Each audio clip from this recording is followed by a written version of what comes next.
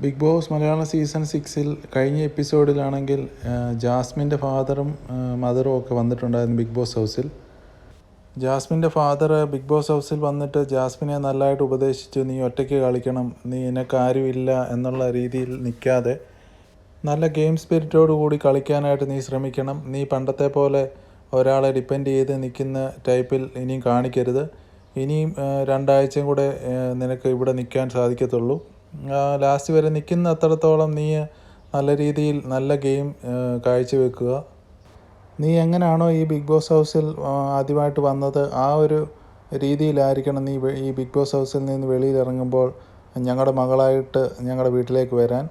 അത് നീ എന്തായാലും നല്ല രീതിയിൽ കളിച്ചിട്ട് കപ്പും കൊണ്ട് മാത്രമേ ഞങ്ങളുടെ വീട്ടിൽ നീ വരാവൂ എന്നുള്ള ആ ഒരു ഉപദേശമൊക്കെ കൊടുത്തിട്ടാണ് ജാസ്മിൻ്റെ ഫാദർ പോയത്. ജാസ്മിൻ്റെ ഫാദർ മെയിനായിട്ട് വന്നത് ഗബ്രി കൊടുത്ത മാലയും അതുപോലെ തന്നെ ഗബ്രിയുടെ ഫോട്ടോയും ഇവൾ കാത്തു സൂക്ഷിച്ച് വെച്ചേക്കുന്ന ഗബ്രിയുടെ ഉടുപ്പും അതുപോലുള്ളതൊക്കെ എടുത്ത് മാറ്റാനും കൂടിയൊക്കെയാണ്. ഗബ്രി ബിഗ് ബോസ് ഹൗസിൽ ഉണ്ടായിരുന്ന സമയത്ത് ജാസ്മിന് കൊടുത്ത മാലയ്ക്ക് പകരമായിട്ട് ജാസ്മിൻ്റെ ഫാദർ ഇപ്പം ബിഗ് ബോസ് ഹൗസിൽ വന്നപ്പോൾ ഒരു സ്വർണ്ണമാല കൊടുത്തു. ഇനി നീ ഇതിട്ടുകൊണ്ട് വേണം നടക്കാൻ, ബാക്കിയെല്ലാം എൻ്റെ കയ്യിൽ ഊരി തരണം, അവൻ തന്ന മാലയും അവൻ്റെ ഫോട്ടോയും എല്ലാം ഊരി തരണമെന്ന് പറഞ്ഞു. അപ്പോഴാണ് ജാസ്മിൻ്റെ ഫാദറിനെ കൺഫെഷൻ റൂമിലേക്ക് വിളിക്കുന്നത്.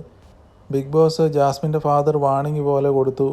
എന്താണെന്ന് വെച്ചാൽ പുറത്തുള്ള കാര്യങ്ങൾ ബിഗ് ബോസ് ഹൗസിനകത്ത് വന്ന് ജാസ്മിനോട് പറഞ്ഞു കൊടുക്കുക എന്നുള്ള രീതി വെച്ചിട്ട് അത് ജാസ്മിൻ്റെ ഫാദർ അക്സെപ്റ്റ് ചെയ്യുകയും സോറി പറയുകയൊക്കെ ചെയ്തു. പിന്നെ ജാസ്മിൻ്റെ കയ്യിലുണ്ടായിരുന്ന ഫോട്ടോയും പിന്നെ ഗബ്രിയുടെ മാലയും അതുമൊക്കെ ബിഗ് ബോസ് അവിടെ മേടിച്ച് വെച്ച് കൺഫെഷൻ റൂമിൽ. ബാക്കി നമുക്ക് അടുത്ത എപ്പിസോഡിൽ കാണാം.